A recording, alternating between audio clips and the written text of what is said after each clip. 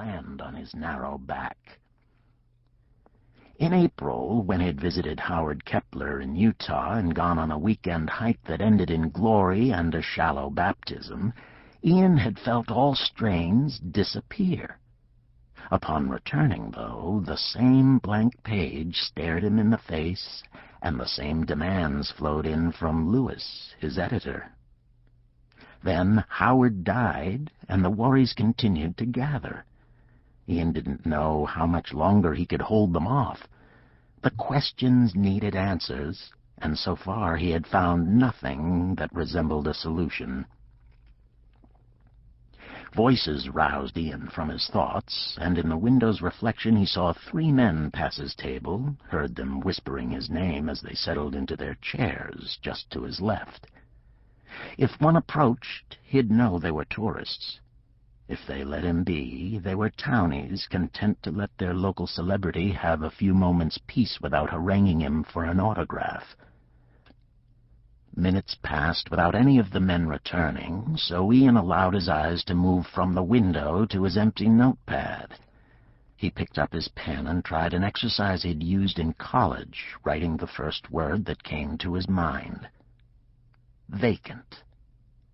He paused for a moment, pen ready, but like every other word he'd written in the past weeks, this one refused elaboration. He tried the exercise again, and once more was granted a single word. After a half-dozen more tries, he had a neat column of words that meant nothing and could have been a laundry list for all their significance. He was about to try just once more when a voice interrupted. "Is this where you write all your stories?" Ian turned.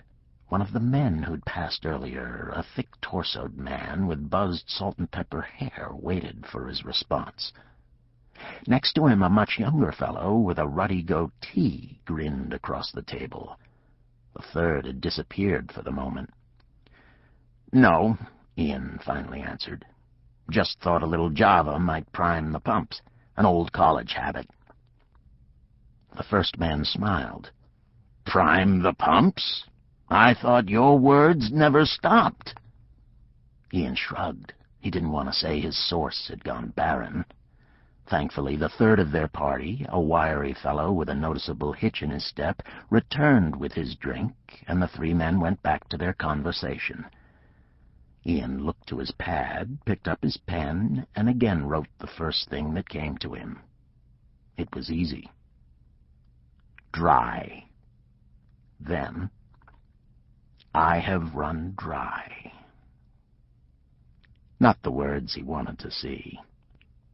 He tore the sheet from the pad and was bawling it to be thrown out when the fellow at the table nearby spoke once more. "Mr. Merchant," he said, "we were wondering if you could help us with something." Ian turned to look at him. "It's a writing question, and we figure since you're an author, why not go to the expert?" Ian answered 2 questions about point of view for the men after they'd introduced themselves, and while they were thinking up a third, he sat back and looked at them, wondering if a more incongruous mix could ever have gathered in the name of a writers' group. In a way it pleased him because it showed their dedication, but in another way it was just plain odd. He looked from one to the other and took each in, thankful for the break from his mute pen and barren pad of paper. On Ian's left rocked Kevin Contrade. At first, Ian thought the man had a spasm, perhaps even something medical, but soon he realized it was just a habit, a quick and constant bounce of the hips that kept the man nearly always in motion. Other than that, Ian knew little. Contrade hadn't asked a question yet, hadn't volunteered any personal information, hadn't even sustained more than a few seconds' worth of eye contact. Next to Kevin sat Jarrett Chapman, who'd needed the others at the table to back his claim of being 24. Not only was his face young, but his entire demeanor struck Ian as collegiate. The incessant way he stroked his goatee, the sudden bursts of conversation, even his phrasing resembled the flock of undergrads who spent their summer breaks waiting tables and tending shops throughout Titonsburg as a way to be on the coast. It didn't help that Jarrett had said he was a seminary student, still mired in classes, still under the educational gun.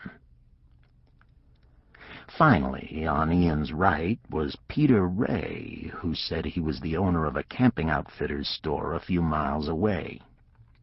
The man looked as though he'd spent more than a few days scaling mountains and hiking vast stretches of thick forest.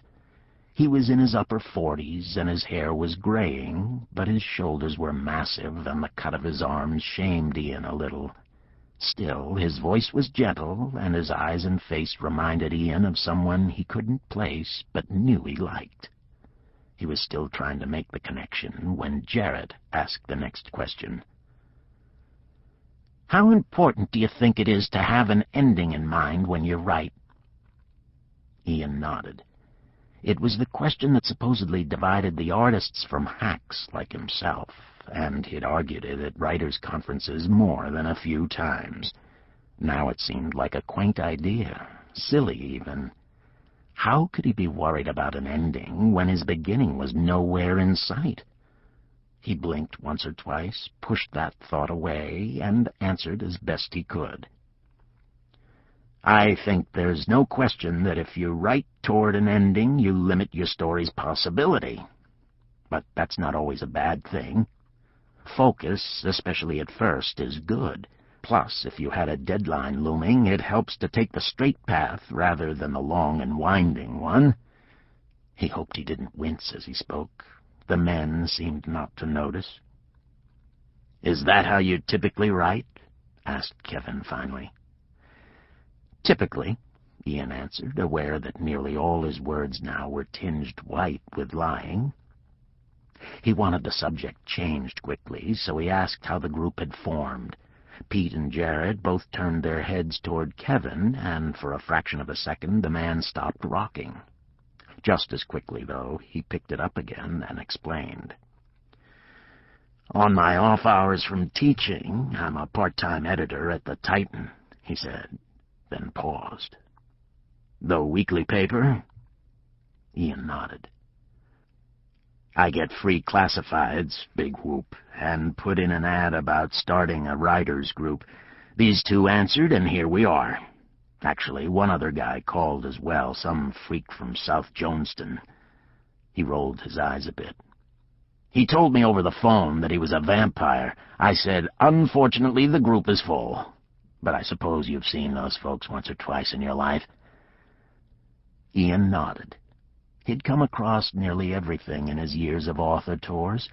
A guy who thought he was a vampire was mild compared to some of the people who showed up. "Who was the weirdest?" Jarrett asked. The young man looked as if he wanted to be shocked. "Well," answered Ian, thinking, "there were lots of people with their teeth filed to fangs. They always scared me. And I met a woman who somehow managed to make all her clothes out of tanned ostrich skin." A thought came to him. The weirdest, though, was probably the guy who had been tattooed with jaguar spots all over his body. Ian shook his head and added without thinking, "Thank goodness I'm done with all that." The others stared at him. Kevin's rocking stalled once more, and Jarrett cocked his head slightly. Ian finally realized what he said as Pete leaned forward onto one of his massive forearms and fixed Ian with his steady gray eyes. "Done?" The way it was said, mildly yet with great weight, and the concern in the man's eyes, finally triggered recognition for Ian. Something about Peter Ray reminded him greatly of Howard Kepler. Kepler had been a tiny elf of a man skipping across the desert like a hungry jackal, while this Pete was thick and solid, but still each had a way of looking at Ian that made him feel exposed and understood at the same time. They saw into him, transparent as could be, yet managed to like him regardless. "You're giving up on book signings and author tours?"